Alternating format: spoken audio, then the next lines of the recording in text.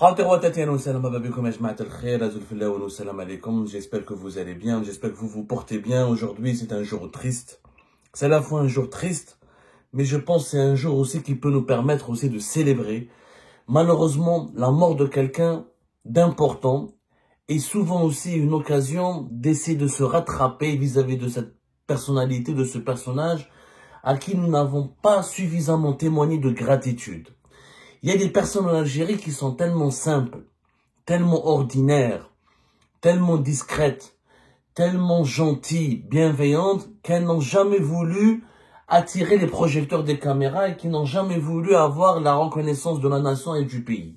Et pourtant, ces personnes, à travers leur réussite, leur parcours, leur réalisation, elles mériteraient qu'on leur érige des statues parce qu'elles ont inspiré, elles ont réalisé leurs rêves, et en réalisant leurs rêves, elles ont partagé toute la richesse qu'elles ont créée avec leur communauté, leur pays, et elles ont donné un exemple de réussite, d'abnégation et de détermination à tous les Algériens et les Algériennes. Je parle aujourd'hui de la mort de monsieur Lounis Hamitoche. Allah yarhamou le patron de la laiterie Soumam. Lounis Hamitoche. Il est décédé aujourd'hui, le 19 avril 2025. Il était hospitalisé à Paris, déçu d'une maladie grave. Il est décédé en France à l'âge de 79 ans, à presque 80 ans. Nous avons appris aujourd'hui avec beaucoup de tristesse, le décès de ce que moi je considère comme le visage humain du capitalisme algérien qui n'a jamais pu exister réellement et qui n'a jamais pu s'épanouir, qui n'a jamais pu se développer en Algérie alors qu'il aurait pu, grâce à des gens comme Lounis Hamitoche, qui est pour moi l'industriel algérien le plus intègre, le plus honnête, le plus ambitieux, le plus authentique que j'ai connu. Je l'ai connu personnellement, j'ai travaillé beaucoup sur l'économie algérienne, le patron le plus chaleureux, le plus généreux, le plus authentique, le plus original, avec le parcours qui a eu le parcours le plus touchant, c'est pour moi Lounis Hamitoche, PDG de la laiterie Soumam. Je le dis en toute objectivité, c'est quelqu'un qui aurait pu, si on l'avait vraiment aidé, si on l'avait vraiment tendu, si on lui avait vraiment tendu une main, si l'État algérien l'avait vraiment accompagné dans ses projets depuis le début. C'est quelqu'un qui aurait pu vraiment contribuer à la construction d'un secteur agroalimentaire algérien, d'un secteur agricole algérien extrêmement exportateur et extrêmement dynamique et tourné vers le marché international. On aurait pu créer des richesses et des milliers de postes d'emploi et exporter pour des millions et des millions d'euros et de dollars si on avait suivi les rêves et les projets de Lounis Hamitoche qui... Les gens se rappellent de lui. Souvent, quand il y a les foires internationales d'Alger, Abdelmajid Tebboune le rencontrer, lui serrer la main, quelques ministres lui rendent visite dans les stands. Des fois, les Walid Dubdjaïa se rappellent de lui. Mais il n'a jamais été suffisamment pris en considération. Il n'a jamais été suffisamment écouté. Il n'a jamais été suffisamment considéré. Il n'a jamais obtenu suffisamment la reconnaissance de la nation. Je parle pas de l'attribution d'une médaille ou d'un titre honorifique. On aurait dû, dès le départ, en tout cas depuis des années, peut-être pas dès le départ, écouter attentivement ce monsieur et essayer de lui débloquer le maximum de blocages et de difficultés auxquelles il a été confronté avant de créer son projet, qui est la laiterie Soumam, fierté de l'industrie agroalimentaire algérienne et l'un des groupes privés les plus dynamiques, pour ne pas dire l'un des groupes privés les plus célèbres de l'économie algérienne et l'un des rares exportateurs aussi algériens. Je l'ai connu, Lounis Hamitoche, Allah yarhamou, ou alayhi al-khair. Je lui présente à toute sa famille ses condoléances, mes condoléances les plus sincères. Je présente à toute sa famille mes condoléances les plus sincères, à tous ses proches, à ses enfants notamment. Et je présente toutes mes condoléances à la laiterie Soumam, à cette entreprise qui emploie aujourd'hui plus de 2000 personnes. Et je leur dis bon courage, parce que ça va être difficile de survivre à ce mythe. C'était un mythe. Lounis Hamitoche, je l'ai connu en 2015, lorsque je faisais le tour de l'Algérie, quand j'étais rédacteur en chef du média algeriefocus.com. On était l'un des rares médias qui ont eu l'idée de créer ce qu'on appelait l'Algérie positive. J'avais créé l'Algérie positive. C'était un tour de l'Algérie que je faisais avec mes partenaires d'Algérie Focus et mon équipe rédactionnelle pour recenser les initiatives positives, les initiatives qui créent de la richesse, qui boostent, qui ont un impact positif sur leur environnement, qui font avancer, qui créent du progrès économique, du progrès social, du progrès culturel et qui permettaient à l'Algérie de progresser, de se développer, de se métamorphoser et d'avancer. J'ai fait à 2 reprises le tour de l'Algérie, j'avais même décroché du sponsoring pour pouvoir faire ce tour d'Algérie. Et parmi les rencontres les plus touchantes, les reportages les plus authentiques et les plus vraiment pertinents et les plus enrichissants que j'ai pu faire durant ma carrière, c'est ce reportage sur Soumam, la lettré Soumam, et l'interview que j'avais réalisée avec Lounis Hametouche, qui a été d'ailleurs diffusée sur Al Jazaïria, la chaîne de télévision avec qui on avait un partenariat quand on était Algérie Focus pour mettre en place l'Algérie positive. Aujourd'hui, on nous reproche de faire que de l'Algérie négative, mais quand nous on faisait l'Algérie positive, ces gens-là, nos détracteurs, ne savaient même pas utiliser un clavier ou savoir ce que c'est que c'était Facebook. C'est pas grave. Lounis Hametouche, Allah yarhamou salam, frère. Vous ne connaissez, moi, il m'a raconté son histoire. Et on devrait faire un film sur lui. On devrait faire un livre sur lui. Parce qu'aujourd'hui, on connaît la lettré Soumam, etc., avec pratiquement plus de 2000 emplois aujourd'hui. Il y a un chiffre d'affaires qui évoque pratiquement de plus de 400 millions d'euros. C'est l'un des groupes privés les plus dynamiques du pays. Mais moi, je connais son histoire. Comment il est arrivé à ce niveau-là? Qu'est-ce qu'il a souffert, ce monsieur? Lounis Hametouche est originaire d'un petit village en Kabylie. C'est le village d'Igram, dans la daïra de Akbo. Il a commencé très très jeune. Il a quitté son village en 1969. Il est mort à l'âge de 79 ans. À l'époque, il avait 22 ans, donc il a 23 ans. Il avait que 50 dinars en poche. Quand il a décidé de quitter son village, de quitter le Djordjoura, et là où il est de Bdjaya, pour la Kabylie, pour aller à la conquête de l'Algérie, de devenir et créer du business, alors qu'à l'époque, l'Algérie était socialiste, le communisme, le socialisme, on diabolisait les entrepreneurs privés. Lui, il y croyait. Avant l'heure, c'était un entrepreneur. Avant que le pays s'ouvre à l'économie du marché, avant que le pays ne découvre que le socialisme rampant et fanatique était une connerie absolue, il a commencé à créer des emplois. Il a créé sa première entreprise. D'abord, il était chauffeur. Il avait économisé d'être chauffeur, il a travaillé comme chauffeur, il faisait des longs trajets, le sud du pays, le nord, il a parcouru l'Algérie. Parce qu'il était chauffeur, de poids lourd de camion. Il avait économisé un peu d'argent pour acheter un camion avec un ami. Ensuite, il s'est installé à son compte, il a créé une entreprise de transport. En 1982, avant même ma naissance, il avait déjà 4 camions. Lounis Hametouche n'a pas fait de grandes écoles, n'a pas de doctorat, n'a pas de diplôme, mais il incarne sa tradition des industriels, des businessmen qui ont appris sur le terrain. Les تعلموا بالدورو. شو كيما les Rockefeller, les grands groupes, les grands fondateurs des groupes, les 11, les industriels de la révolution industrielle de l'Europe, à 18e, 19e siècle. Il a commencé à zéro, aucun niveau d'instruction. La vie a été son école. L'instinct a été sa boussole. Sa sincérité, son honnêteté, son travail acharné ont été ses véritables valeurs et sa véritable ligne de conduite. Il a appris sur le terrain. On n'a pas besoin d'efforts. Je crois que en Algérie, un problème où il fait Algérie ou les fait ou la carré. On peut pas, c'est pas parce qu'on est bardé de diplômes qu'on peut devenir milliardaire ou grand homme d'affaires. Ça n'a rien à voir. D'ailleurs, les milliardaires les plus riches de ce monde ne sont pas forcément des majors de promo ou des gens bardés de diplômes. Vous pouvez qu'à voir les Steve Jobs, les Bill Gates, etc. En quelque sorte, pour moi, c'est le Rockefeller algérien. C'est même le Bill Gates algérien. Je pourrais même, c'est le Steve Jobs algérien. Il n'a pas créé les ordinateurs, etc. Mais il a créé quelque chose à partir de rien. Il a lancé l'industrie agroalimentaire. Je poursuis mon histoire. Monsieur Lounis Hametouche, 82, donc il avait 4 camions, il se lance dans une entreprise, etc.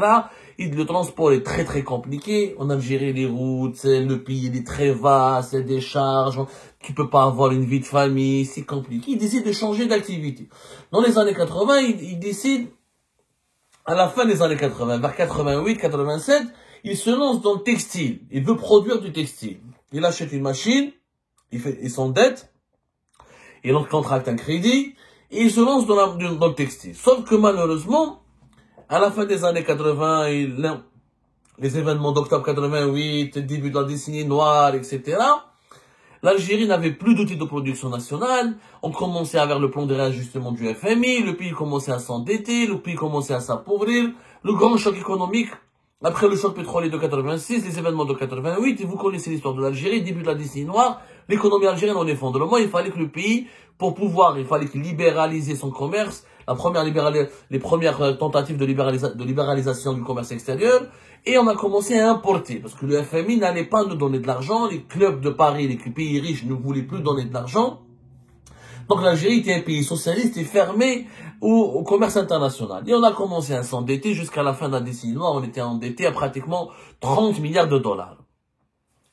Donc, les Chinois et le commerce, le textile chinois commencent à inonder le marché algérien. Son affaire ne marchait plus. Il a abandonné le textile et s'est lancé, coup de folie en 1993, en plein décennie noire, alors que tout le monde fuyait l'Algérie, que tout le monde cherchait à fuir. Lui, il est resté dans sa Kabylie natale, dans son Algérie natale, et s'est installé à Herbo pour créer ce qu'on appelle une laiterie. Il voulait se lancer dans la production de yaourt. Il s'est lancé dans la production de yaourt. Comment il a eu l'idée? Il pensait que l'industrie agroalimentaire, un jour, c'était important, etc. Et moi, il m'a raconté qu'est-ce qu'il a souffert. Mais qu'est-ce qu'il a souffert au départ? Mais vous pouvez pas imaginer les difficultés qu'il avait. Accès à l'électricité, trouver le local, trouver les machines, les matières premières, les employés au départ. Il a commencé avec une production quotidienne de 20 000 pots en 1993 dans les environs de Herbo. C'est inimaginable comment ça a commencé. Et en 30 ans, le groupe Soumam, il a fait une croissance. Il est passé de une vingtaine d'employés en 1993, début des années 2000, 30 ans plus tard, en 2013, il commençait à avoir plus de 1300 collaborateurs. Et la production de ces yaourts a été multipliée par 250. Il est devenu le leader du marché. Plus incroyable encore, c'est que c'est un vrai homme d'affaires. C'est un vrai homme d'affaires, le Lounis Hamid-Touch. Quand en 2005, le groupe Danone, géant mondial, avec Nestlé, etc., multinational, quand tout le monde pensait que Danone va rafler le marché algérien, va dominer le marché algérien, va écraser tous les concurrents algériens. Lounis Hamid-Touch va résister. Il va résister comment? Il va se lancer dans l'élevage de ses propres vaches laitières et dans la collecte du lait cru. Lounis Hamid-Touch, il a une idée de génie. Il a compris que s'il voulait durer sur le marché algérien, s'il devait, pour rester solide, pour avoir des produits de qualité, et pour ne pas subir, pour avoir toujours des bénéfices, et pour continuer à se développer, il ne faut pas fabriquer ce produit avec de la poudre de lait qui était importée. Il ne faut pas dépendre de la poudre de lait qui est importée, sa distribution, le machakil, l'État, les produits subventionnés. Elle doit pas être destinée pour les yaourts, mais pour le lait cru, etc. Pour la production du sachet de lait, etc. Lounis Hamid-Touch, dès le départ, il a eu l'idée de produire le lait, produire lui-même la matière première dont il avait besoin pour fabriquer la fabrication de ces yaourts. Et ça a réussi. Ça a réussi puisque petit à petit, il a importé plus de 8000 vaches laitières, il a commencé ses propres, il a fait un réseau de distribution, il a créé 40 centres régionaux de collecte de lait frais de vaches, il a commencé à collecter à travers avec les éleveurs algériens, il a eu ensuite l'idée de faire des conventions, c'est-à-dire non seulement il a ses propres vaches laitières. Bon, lui, il a commencé à implanter, il a en ce moment, son objectif était d'arriver à 8000 têtes de vaches. Il n'a malheureusement pas pu survivre assez longtemps pour réaliser son rêve, mais jusqu'à 2024, il avait un cheptel de 3000 têtes. C'est le seul opérateur dans l'agroalimentaire algérien qui a pu avoir ses propres vaches laitières pour ses propres besoins.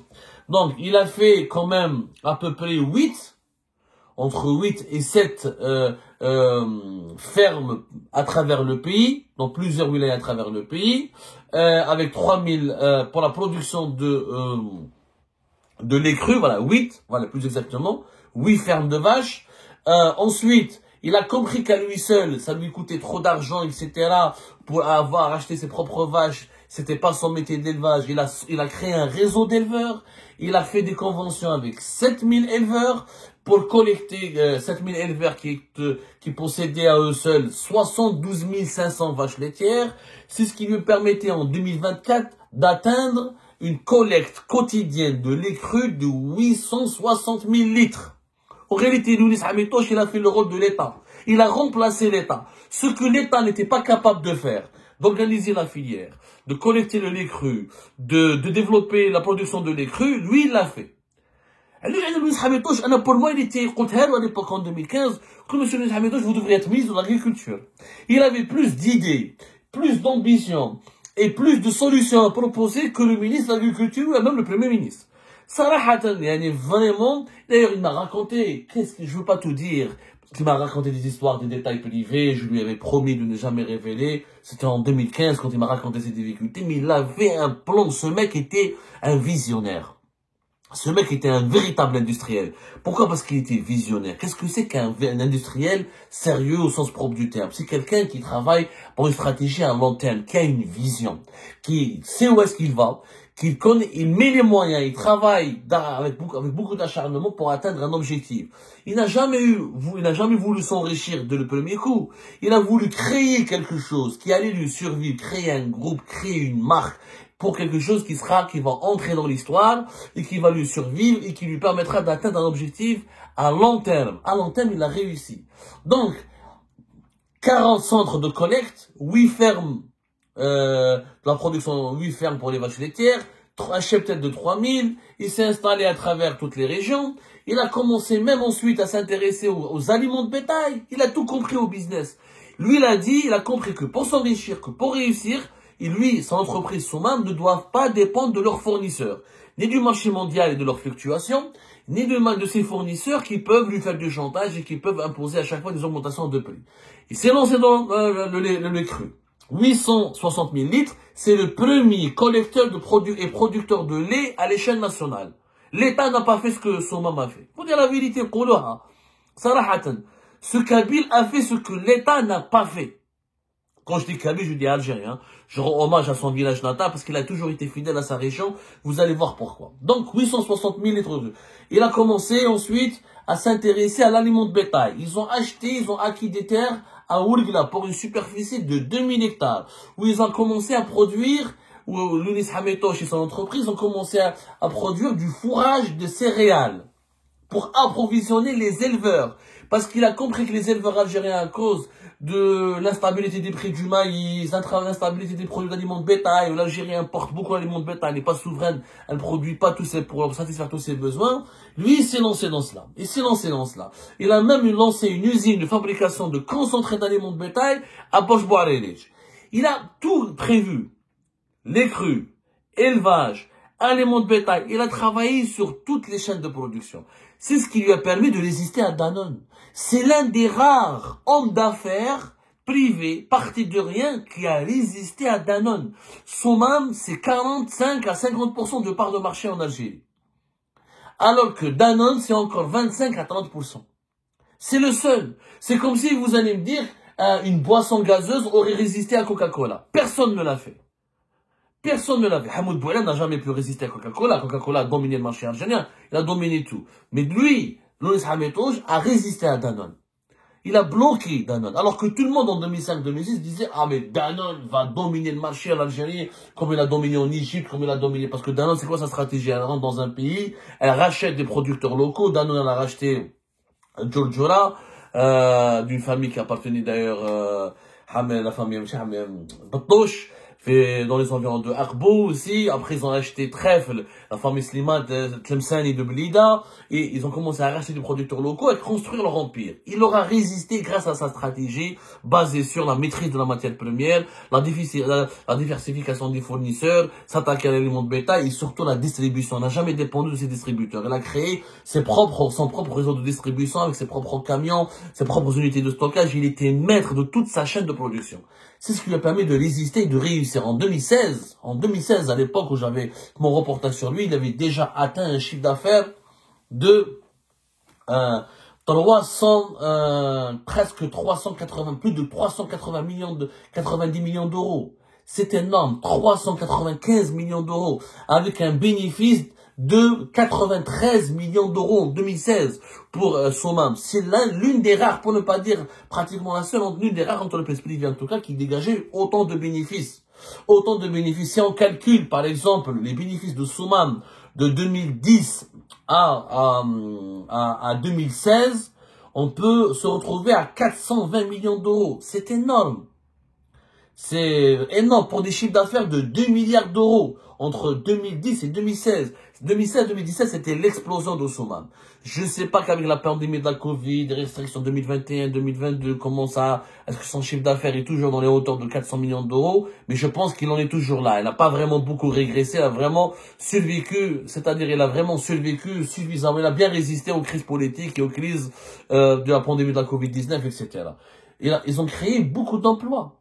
Somam a créé, grâce à 2000 emplois, plus de 2000 emplois chez Somam, 10 000 emplois indirects en Kabylie à travers tout le pays, des produits qui ont été exportés. Lounis Hametouj, il a pu exporter, c'était parmi les premiers exportateurs de produits algériens vers la Libye, le Canada, la Mauritanie, le Qatar, le Bahreïn.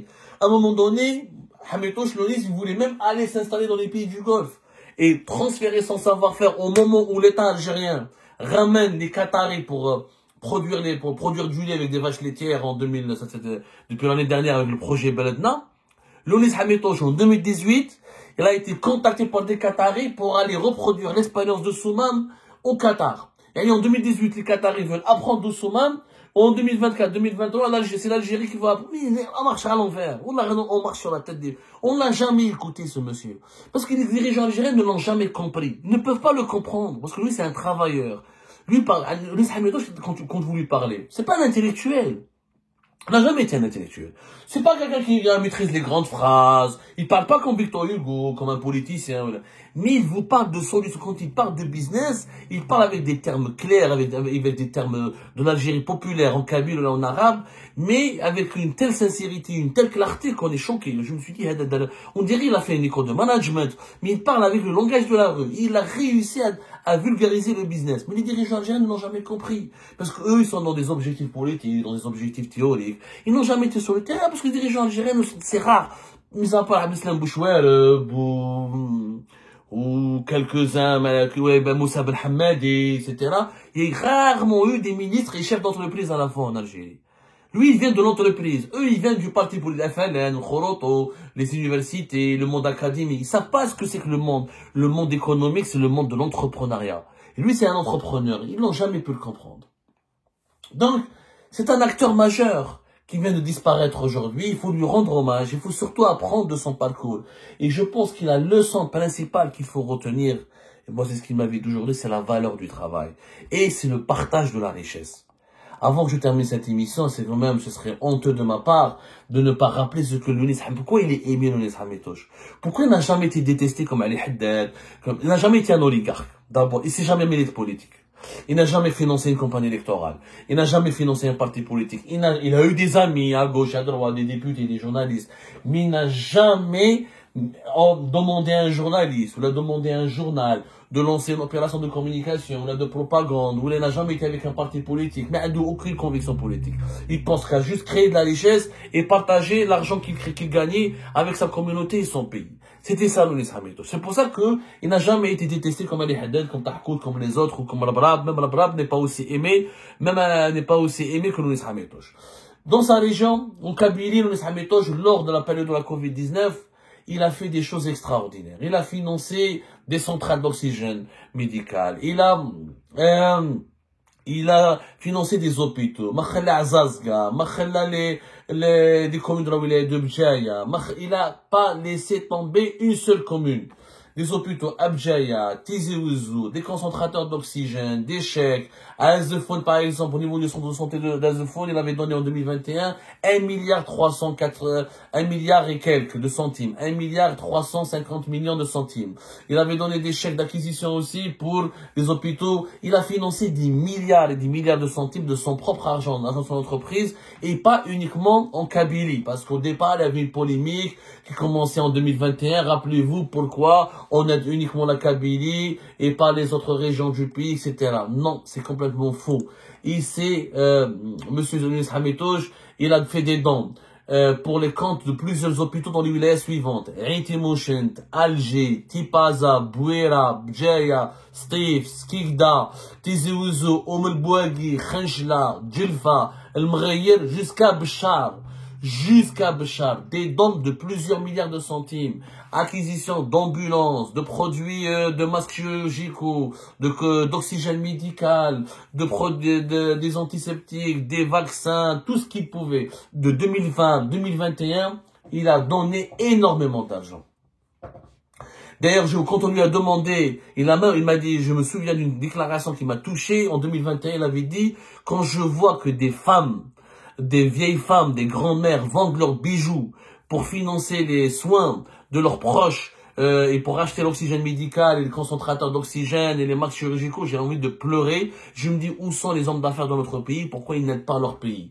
Et quand il lui a posé la question sur sa générosité, il a dit, ce sont les Algériens qui m'ont rendu riche en s'offrant mes produits, nos produits. Aujourd'hui, c'est à mon tour de leur rendre l'appareil, de leur porter mon soutien en ces moments difficiles. C'est la moindre chose que je puisse faire. C'est tout simplement un gars extraordinaire que nous venons de perdre. Allah yahmak Lounis Hamidouche. La question qu'on se pose, est-ce qu'il y aura d'autres Lounis Hamidouche dans l'avenir en Algérie? Je ne sais pas. Parce que la sincérité, cette bonté profonde, ce patriotisme, cet amour de l'autre, cette générosité originale que j'avais perçue chez Lounis Hamidouche, je ne l'aperçois plus chez les autres Algériens qui sont nos contemporains aujourd'hui. Toutes mes condoléances à sa famille. Rabbi yahmou. والله يطولوا في العمر في ولاده الله يحفظ ولاده الله يحفظ Soumam. Et j'espère que les descendants, les héritiers de Lounis Hamidouche continueront à honorer son mémoire et à défendre son héritage et à garantir la survie et le développement de Soumam, qui est aujourd'hui la fierté de l'économie algérienne. Il y a un exemple à suivre.